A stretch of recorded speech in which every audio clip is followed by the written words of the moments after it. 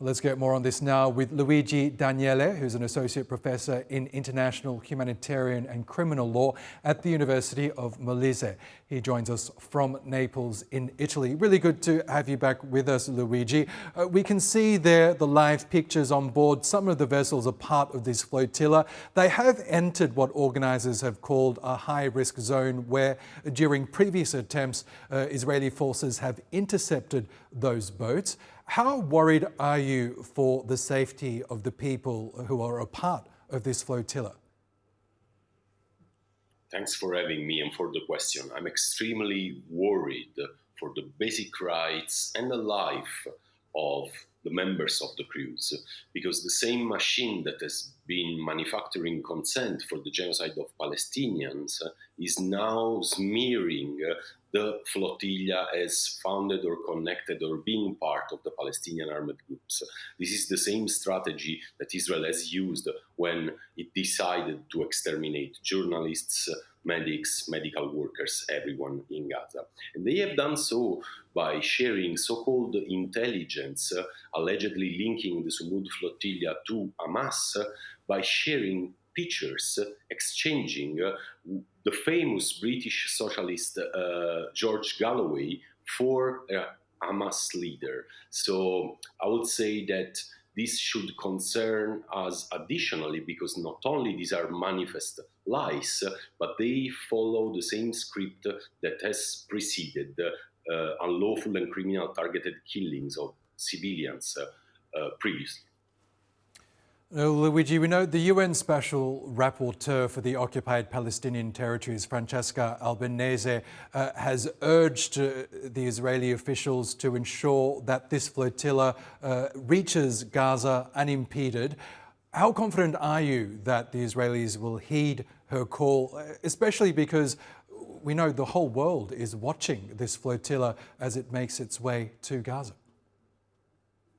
I think the Sumud Flotilla has substantially obtained its basic aims, has demonstrated on which part are our complicit governments, and has shown the radical illegality of the Israeli conduct.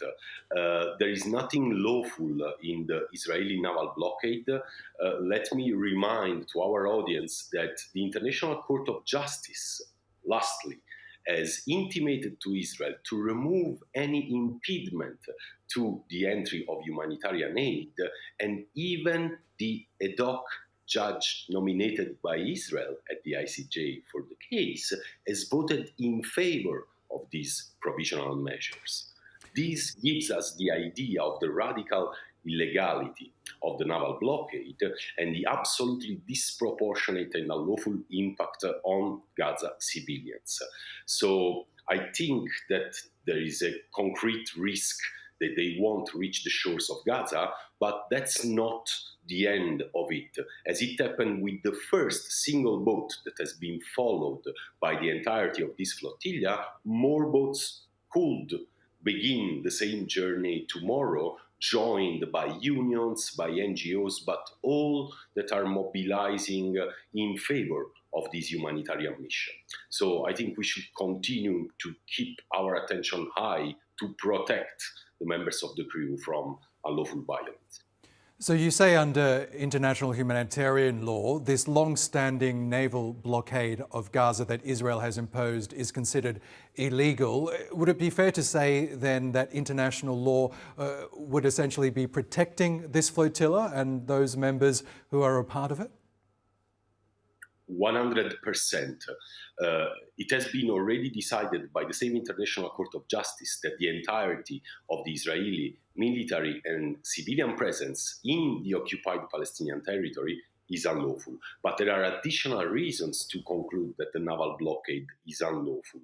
There are widely accepted studies on the customary laws of war applicable to all the armed conflicts at seas that determine that the institution of a naval blockade is prohibited when it is going to disproportionately affect the basic needs of the civilian population suffering the consequences of this blockade.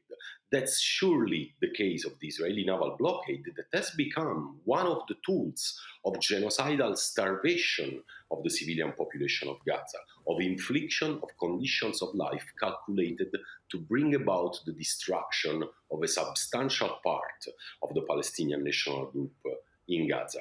So substantially, the boats of the flotilla are doing what our governments should have done, that is, preventing genocidal conduct, avoiding any sort of complicity, ensuring that humanitarian aid reached safely the civilian population distributed by the UN agencies entrusted to do so, not by Israel or US so-called humanitarian foundation that have revealed to be death traps for starving Palestinians. So all the people, even in Western countries, and not only are saying enough is enough, we want the flotilla to reach the shores of Gaza. This is aid from the people to the people of Gaza, and that's to reach them. And that's 100% lawful, as it is 100% unlawful intercepting these boats by whichever excuse.